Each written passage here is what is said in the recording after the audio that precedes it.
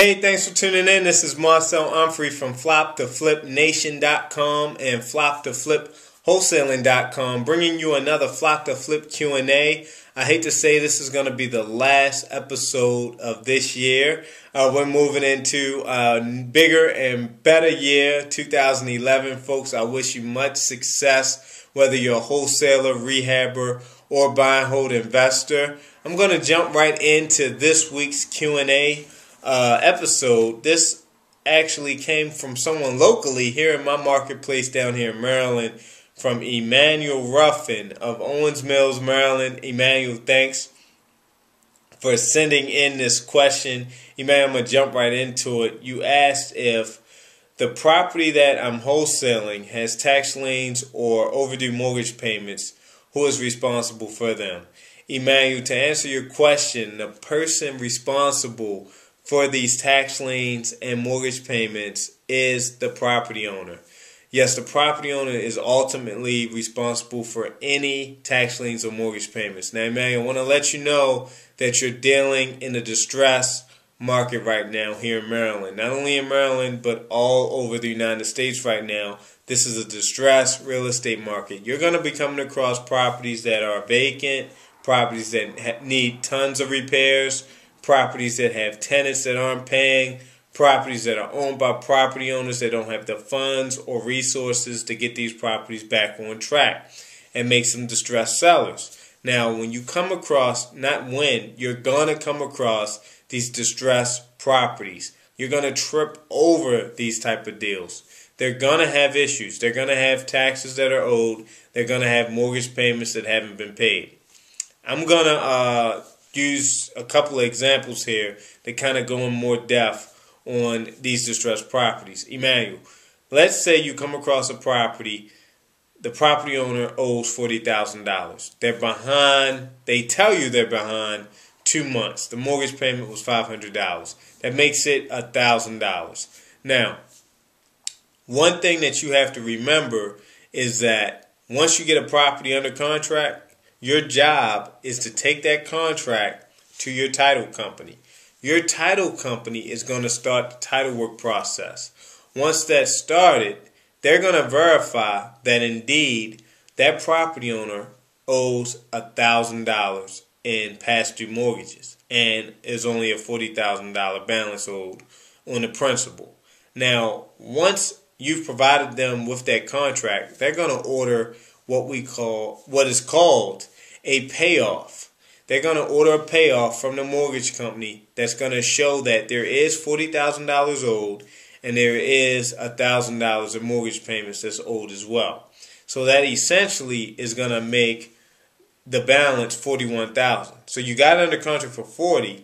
There's $1,000 owed. So $41,000 is actually going to have to go to the bank. Now you put the property under contract for $40,000. Let's hypothetically say that the property's worth $150,000, $5,000 in repairs. Makes it a great wholesale deal. You're marketing this property for $50,000.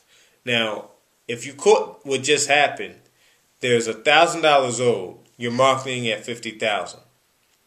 You have a $10,000 spread in it because you got it for $40,000, but there's $1,000 owed. Now, you got to keep in mind that your property owner that you put this property under contract with, who you put this property under contract with, they're distressed. 9 times out of 10, they don't have the $1,000. So that's going to shrink your wholesale assignment fee by $1,000. So essentially, you're only going to make $9,000. So that's what happens. A lot of times, us as the wholesaler get stuck with paying the tax lien or the mortgage payment. Now let's use that same property and let's say it's a tax lien. Now tax liens are they're a different animal than mortgages. Let's say you find a property, the property owner has agreed to sell a property for $30,000. There's no mortgage on the property, but they owe $1,000 in taxes. Now, if they just owe $1,000 in taxes, you're probably like, they have a paid off property, they owe $1,000. A lot of times there's fees involved, legal fees, because that investor who purchased that tax lien started the foreclosure process. Let's say that the legal fees are $3,000. So now, when your title company runs the title work and they find out it was a tax lien on the property for $1,000, they found out that an investor started the foreclosure process, so they contacted their lawyer to see how much the legal fees are. It totaled $4,000, including the tax lien. So you're marketing this property for $40,000. There's a tax bill on it of $1,000, but it has $3,000 of legal fees. The property owner doesn't have any money. They're crime broke. They're in distressed situation. They're a motivated seller.